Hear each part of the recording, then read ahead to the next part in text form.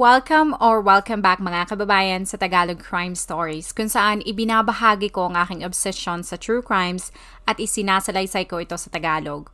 Kung gusto mo ang mga ganitong contents, make sure to subscribe at turn on all the notifications para lagi kang updated sa mga bago kong videos. Kung gusto mo naman na suportahan ang aking channel sa ibang paraan, you may do so by checking these options. Ayon sa ulat na ito, noong 1970s, ang kauna-unahang pagkakataon kung kailan umalis ang mga Filipino para magtrabaho bilang overseas contract workers sa mga oil rigs at construction sites sa Middle East. Magpahanggang ngayon ay maaaring marami pa rin ang makakaalala sa parirala na katas ng Saudi. Noong 80s at 90s ay nagkaroon naman ng pangangailangan sa service sector. Kaya bukod sa mga kalalakihan, ang mga Filipina ay sunod-sunod na nag-ayos na kanilang mga papeles para magtrabaho bilang mga caregivers at domestic workers sa iba't ibang bansa sa Asia. Pagkalipas ng ilang dekada, kahit saang lupalop ka pa ata ng mundo nakatira, ay meron kang makikitang mga Filipino. Isa sa mga sikat na bansa na pinupuntahan ng mga Pinoy ay ang bansang Canada. Dahil sa maraming oportunidad doon tulad ng trabaho, edukasyon, at para sa kanila, ang Canada ay ligtas na lugar para magpalaki ng pamilya. Sa ilang dekada ay hindi na mabilang ang mga Pinoy na naging matagumpay doon. Ngunit simula noong 2017, napansin ng gobyerno na pakonti ng pakonti ang pumupunta sa kanilang bansa at nag-a-apply para maging citizen na kaagad nilang ikinaalarma. Ang mga tao na ini-interview ng mga reporters ay nagsasabi na napipilitan silang iwan ang Canada dahil sa taas ng mga bilihin. Especially in Vancouver is so high. To own a house, you've got to have millions, right? Just for a condo. Masasabi ko sa ibang mga Pilipino na hindi nakayanan na magstay dito, I cannot blame them because they have their choices. So maaari na nagkaroon sila ng mahirap na buhay dito. Ngunit kung ang iba mga Pinoy ay nahihirapan na mag-adjust sa pabago-bagong ekonomiya ng Canada, ang kwento ng buhay ni Eduardo Baliquit ay ibang-iba. Katulad ng iba mga Filipino na ng ibang bansa, si Eduardo ay nagmula sa simple at payak na pamumuhay sa probinsya ng Batangas. Walang gaanong impormasyon tungkol sa kung anong trabaho ng kanyang mga magulang. Pero ang malinaw ay noong siya ay nag-aaral sa high school, nakilala ni Eduardo si Iluminada o mas kilala sa tawag na Lumi. Ang kanilang pagmamahalan at pagsasama ay naging matatag. Pareho silang nangarap na magkaroon ng pamilya at mga anak. Kaya ang dalawa ay parehong nagtungo sa Canada para magtrabaho at makaipon. Katulad ng kwento at buhay ng mga Pinoy na ng ibang bansa, hindi naging madali ang kanilang pinagdaanan. Bagamat mahirap sa una ang kanilang naging buhay, sina Eduardo at Lumi ay sigurado naman na mahal nila ang isa't isa, kaya nagdesisyon silang magpakasal sa Canada. Hindi nagtagal, ipinanganak ni Lumi ang pangalan nilang anak na pinangalanan nilang Edward, at ilang taon ay nagsilang muli si Lumi ng malusog na sanggol na lalaki na pinangalanan nilang Erwin. Sa loob ng ilang taon ay maayos na lumaki ang kanilang mga supling. Si Eduardo ay kilalang isang napakabait na asawa at ang klase ng ama na gagawin ang lahat para maitaguyod ang kanyang pamilya.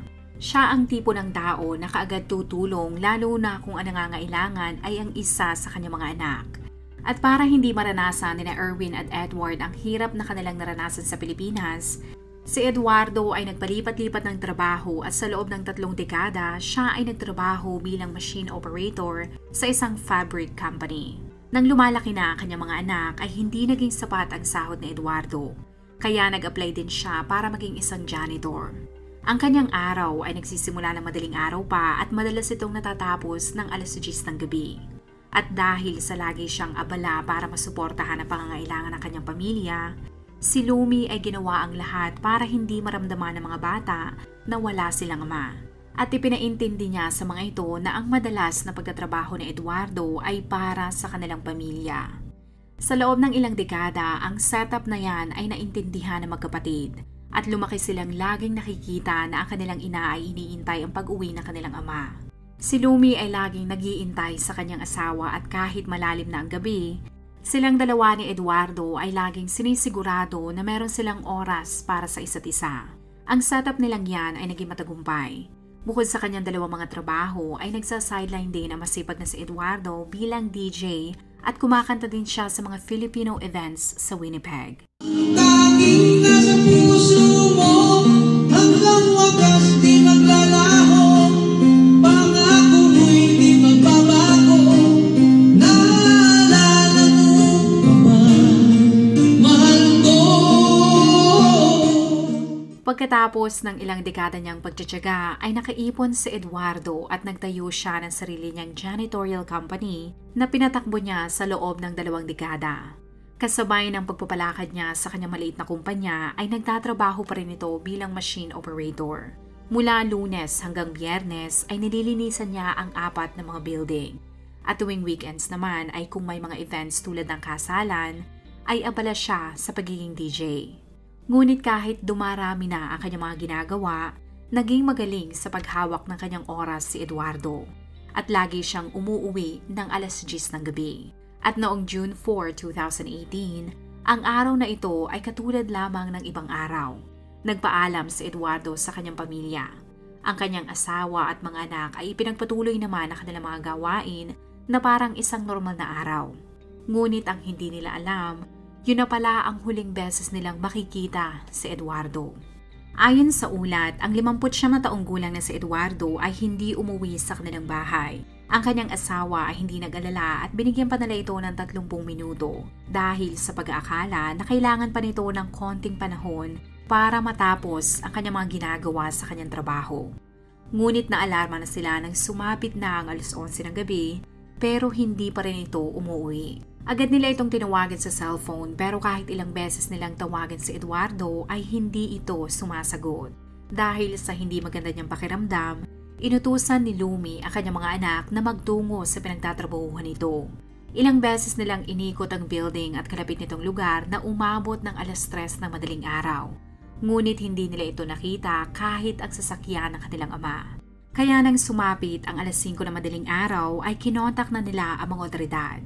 Kaagad nag-launch ng search party ang mga pulis pero nagtapos ang gabing yun ay hindi rin nila nakita si Eduardo. Kinabukasan ay nagdagdag sila ng mga tauhan na tutulong sa paghahanap at nilawakan din nila ang lugar na kanilang pinaghahanapan. Hanggang ang mga otoridad ay nakita ang van ni Eduardo sa lugar na ito. Bagamat ang lugar na yan ay hindi kalayuan sa building na pinagtatrabahuhan nito, walang taong nasa tamang katinuan ang magpapark na ilang metro ang layo mula sa iyong job site, lalo na kung meron namang nakalaan na parking lot kung saan ka nagtatrabaho. Nang siyasati ng mga otoridad ang loob ng sasakyan ay napansin nila na ang bintana ng passenger seat ay basag. Pero nagtaka sila dahil ang cellphone ng Filipino at ilan sa mga personal na itong mga gamit ay nasa loob at ang iba ay nakakalat sa labas ng van. Pero si Eduardo ay hindi nila nakita. Wala din silang nakitang dugo sa loob ng sasakyan na tila ito ay naglaho na lamang na parang bula. Ang pagkawala ni Eduardo ay naging mahirap para kay Lumi. Kaya para mapabilis ang paghahanap dito, gumawa sila ng Facebook page para manawagan hindi lamang sa mga Filipino sa Winnipeg pero pati na rin sa ibang mga tao doon. Bukod sa missing persons report ay nagprint din sila ng missing persons flyers kung saan makikita ang mga impormasyon tungkol kay Eduardo. Tulad ng kulay ng damit na suot nito noong araw na siya ay nawala. At kung ano ang mga numero na kailangan nilang kontakin kung sakaling makita nila ang 59 na taong gulang na si Eduardo. Bukod sa mga otoridad ay sumama na rin sa paghahanap ang kaibigan, kapamilya at kahit mga taong hindi personal na kilala ang pamilyang Balakwit. Bukod sa mga taong yan ay sumama na rin sa search and rescue operation ang grupong The Bear Clan. Dahil sa atensyon na nakuha nila mula sa publiko, umabot sa 50 hanggang 60 mga tao ang naglalaan ng oras para tumulong sa paghahanap. Ngunit lumipas ang 1 linggo ay kahit ano pa atang dami ng mga mata naghahanap kay Eduardo, ay ni isang clue ay hindi sila nakakita. Kaya ang mga otoridad sa Winnipeg ay kinontak na ang kanilang Underwater Search and Recovery Unit. Inutusan nila ang grupo na maghanap sa malapit na mga lawa. Nang wala silang nakitang clue ay niluwakan na nila ang lugar kung saan sila naghahanap. Ang pagkawala ng kanilang ama ay naging mabigat sa kalooban ni Edward pati na rin sa kanilang bulsa. Ayon sa interview sa kanila ay sarili nilang pera ang kanilang ginagamit para makapag-print ang missing persons flyers at pati na rin ang mga ginagastos nila sa gas. Ang pagsasara din ng janitorial company ni Eduardo ang naging dahilan kung bakit naging limitado ang pinagkukunan nila ng pera. Nakadagdag din sa kanilang hirap ang kanilang pag-absent sa trabaho para dumalo sa search and rescue operation. Kaya para maipagpatuloy ang paghahanap sa kanilang ama, sina Edward ay humingi ng tulong sa publiko sa pamamagitan ng paggawa ng GoFundMe page. Habang wala silang tigil sa paghahanap, ang mga otoridad ay inimbestigahan ang mga CCTV footage sa lugar. Record ng cellphone ni Eduardo pati ang bank records nito sa pagbabakasakali na makahanap ng clue na maaaring makatulong sa kanilang investigasyon. Ang unang tao na kanilang kinausap ay si Mike Smigilski na General Manager ng Westcon Equipment and Rentals na huling kliyente ni Eduardo bago ito mawala. Ibinahagi niya na sila ni Eduardo ay magkakilala na ng 2 dekada at inilarawan niya na ang Pinoy ay napakabait. Ipinakita niya sa mga investigador ang alarm records ng kanilang building at doon ay nalaman ng mga otoridad na ang alarm system ay na-disable bandang alas 6 ng gabi. Nangangahulugan lamang na matagumpay na nakarating sa Eduardo doon. Ngunit ang pinagtataka ni Mike ay noong umaga ng June 5 ay naka-disable pa rin ang alarm system. Ayon sa kanyang salaysay ay hindi siya nag-isip na merong masamang nangyari. Pero nag-alala na siya dahil lahat ng ilaw sa building ay nakabukas at halata na kalahati lamang ng lugar ang nalinis.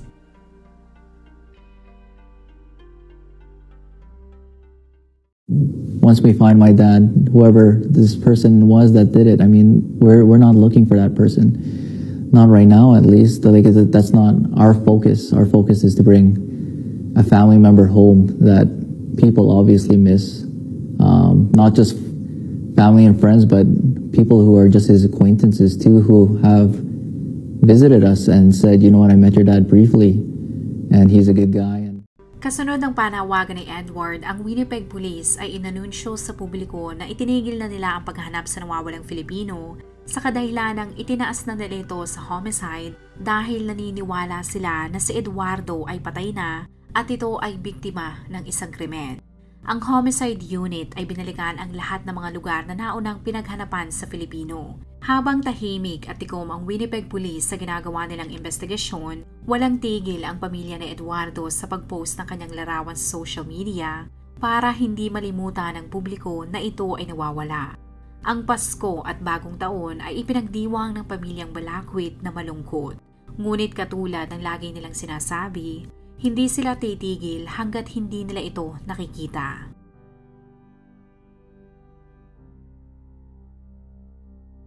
Sa press conference na ito ay sa kauna-unahang pagkakataon, ang Winnipeg Police ay naglabas ng impormasyon tungkol sa pagkawala ni Eduardo. Ayon sa spokesperson ay naniniwala sila na ito ay biktima ng isang krimen. Base sa security footage sa labas ng Westcon, noong dumating si Eduardo sa building, ang sasakyan na ito ay nakaparada na sa parking lot. Bago nangyari ang krimen, ito ay nakita din sa Arborg, Manitoba, na merong layong 1 oras mula sa lugar kung saan nakita ang sasakyan ni Eduardo. Makikita mo sa video na ito kung gaano nag-iba ang emosyon ni Edward nang malaman ang impormasyon na yan. Ang rason at eksplanasyon dyan ay dahil yan din ang kauna-unahang beses na narinig niya ang mga detalye ng investigasyon. Inilabas din nila ang litrato ng 2 lalaki na itinuturing nila mga person of interest. Pagkatapos niyan ay naging tikom muli sa pagbibigay ng anumang update ang mga otoridad sa kanilang investigasyon. Pero hindi tumigil ang pamilyang Balakwit at mga volunteers para hanapin ito. Nag-focus sila sa lugar na Arborg, Manitoba. Ngunit katulad ng resulta ng hindi na nila mabilang na paghahanap, ay wala silang nakitang anumang clue na magtuturo sa kinaroroonan ni Eduardo.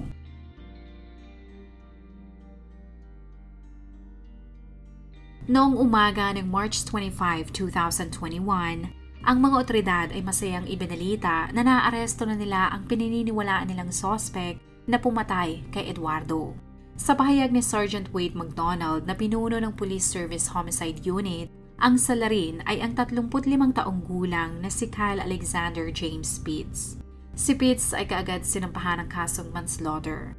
Pero katulad ng inaasahan, itinanggi nito na may kinalaman siya sa nangyari, kaya agad siyang nag-plead ng not guilty. Ngunit kung sa akala mo ay magiging mabilis na ang proseso ng paglilitis, ay nagkakamali ka dahil hindi ito kaagad naganap dahil kasagsagan noon ng pandemya. At sa kasamaang palad ay mas lalo pa itong na-delay dahil noong April 2022, kumpleto na sana ang mga jurors. Ngunit ang judge ay ipinagpaliban na naman ang paglilitis dahil 2 sa mga ito ay nagkaroon ng virus. Bukod sa pandemya ay naging hadlang din ang panahon dahil noong kalagitnaan ng Abril ay nagkaroon at sinalanta ng malakas na winter storm ang Winnipeg. Noong May 2022, halos 4 na taon pagkatapos mawala ni Eduardo, kahit hindi pa nakikita ang bangkay nito, para sa mga investigador ay naniniwala sila na meron silang malakas na ebidensya laban kay Pitts na magpapatunay na ito talaga ang salarin na pumatay sa biktima. Idinagdag nila na nakipagtulungan sila sa Canadian Border Services Agency at Canadian Air Traffic Security Authority na nagkumpirma na hindi lumabas ng Canada si Eduardo, na isang patunay na ito ay talagang patay na. Sa paglilitis ay sinabi ng prosecutor na ang Pinoy na may-ari ng janitorial company ay hindi personal na kilala ang suspect. Pero ayon sa record, ang dalawa ay magkakilala lamang dahil si Pitts ay dati palang nagtatrabaho sa Westcon, ang building na sana ay nakatakdang linisan ni Eduardo noong gabi na ito ay naiulat na nawala. Kumpirmado rin na ito ang may-ari ng asul na sasakyan na matagal na lang pinaghahanap. Ibinahagi din ng prosecutor na ang 32 taong gulang na Canadian ay lubog sa utang. Ipinakita niya ang financial records na nakuha nila mula sa bangko nito at doon ay makikita na mula April 24 hanggang June 11, 2018, kumuha ito ng loan o umutang sa bangko ng 60,000 Canadian dollars o mahigit kumulang 2.5 million pesos. Sinabi ng prosecutor na walang problema ang umutang sa bangko dahil halos lahat ng tao sa Canada ay ginagawa yan. Ang pagiging pabaya niya ay napatunayan dahil ni Singkong Duling ay wala siyang nabayaran. Pero hindi naging problema ang malaki niyang utang dahil marami naman siyang credit cards. Iniharap ng prosecutor ang ilang mga dokumento na nagpapakita na na-max out ni Pitts ang lahat ng kanyang credit card. Kaya bukod sa 2.5 million pesos niyang utang, ay kailangan niya ring bayaran ang kanyang credit card company ng 341,000 pesos. Nang imbestigahan ang cellphone ni Pitts, ay nakita ng mga investigador na sa loob ng 2 araw, noong May 30 at 31, 2018, 10 beses siyang kinontak ng Scotiabank dahil lumalabas na meron din itong utang na 34,000 Canadian dollars o mahigit 1.4 million pesos na kabuo ang halaga ng kanyang sasakyan.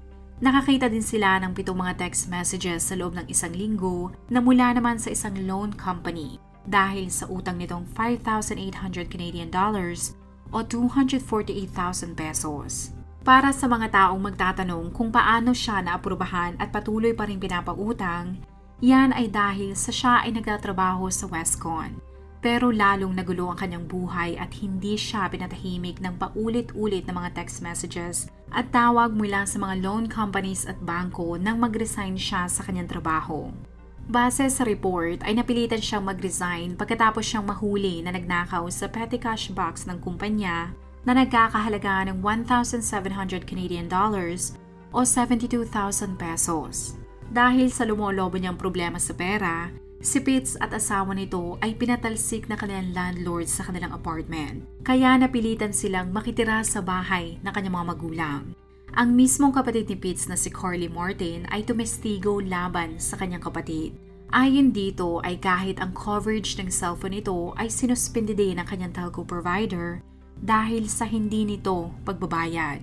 Kaya pati ang simpleng pagsend ng text message at pagtawag sa ibang tao ay iaasa pa nito sa kanyang pamilya. Ipinakita ni Carly ang isang text message sa mga jurors na magpapatunay na noong June 4, 2018, pinakausapan siya ni Pitts na mag-send ng text message sa tagapaglinis o janitor na si Eduardo. Ang rason ng kanyang kapatid ay para di umano kunin ang mga natitira nitong gamit sa Westcon. Nalaman din ng mga jurors na noong hinalughog ng mga investigador ang bahay ng mga magulang ni Pitts, ay nakakita sila ng isang papel na naglalaman ng impormasyon ng bangko ni Eduardo katulad ng account number at PIN nito. Ipinakita din sa kanila ng prosecutor ang security video mula sa 7-Eleven.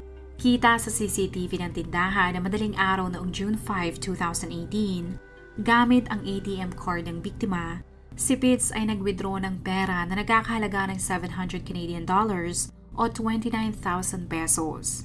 Dahil sa hindi gaanong makita ang mukha ng taong yun, positibo naman itong kinilala ni Carly na ang lalaki ay ang kanyang kapatid nga na si Pitts. At para makumbinsi ang mga jurors ay ipinakita ng prosecutor ang isang litrato ng nasasakdal kung saan suot nito ang parehong baseball cap at hoodie. Ngunit ang problema sa kaso ng prosecutor ay wala silang DNA at forensic evidence tulad ng fingerprints, dugo o kahit buhok na magdidiin kay Pitts na siya nga ang pumatay kay Eduardo. At katulad ng inaasahan, ang kahinaan na yan ang inatake ng defense attorney o abogado ng nasasakdal. Pero kahit circumstantial evidences lamang ang gamit ng prosekusyon, iniharap nila ang 3 empleyado ng Westcon na nagpatunay na nakita nila ang sasakyan ni Pitts na nakatigil sa parking lot ng building bandang alas 8 ng gabi noong June 4. Isa sa kanila ay sinabi na nasulyapan niya ang sasakyan nang siya ay patungo sa grocery store kasama ang kanyang ina. Para sa prosekusyon ay sapat na ang ilang mga ebidensya at salaysay ng mga saksi. Sa kanyang teorya ay ang sobrang desperado at lubog sa utang na si Pitts ay pinunteriya ang napakabait at walang kamalay-malay na si Eduardo para pagnakawan. Kaya noong gabi ng June 4, 2018, gamit ang cellphone ng kanyang kapatid, nag-text ito sa biktima para magkunwari na meron pa siya mga personal na gamit na naiwan sa Westcon na gusto niyang kunin. Ngunit ang talagang motibo nito ay pagnakawan si Eduardo. Pagkatapos ng paglilitis at 6 na oras na deliberasyon, ang jury ay inanunsyo na meron na silang hatol bandang alas 7 ng gabi noong May 4, 2022. Ang pamilyang Balaquit ay naging emosyonal dahil hinatulan si Pitts ng mga jurors ng guilty. Ang sentensya ay binasa noong December 12, 2022 at ito ay pinarusahan na makulong sa loob ng 16 na taon sa kasong manslaughter.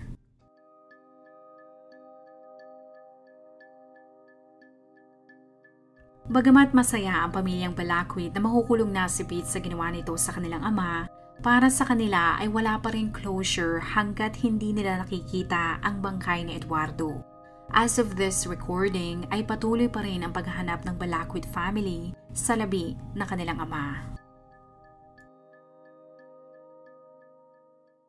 Kung ikaw ay nakinig hanggang sa dulo ng video na ito, maraming salamat sa panonood sa episode na ito. Please consider leaving a comment or i-like ang video na ito. At kung may kaso ka na gusto mong i-cover ko, please let me know. Magandang araw sa'yo, kabayan!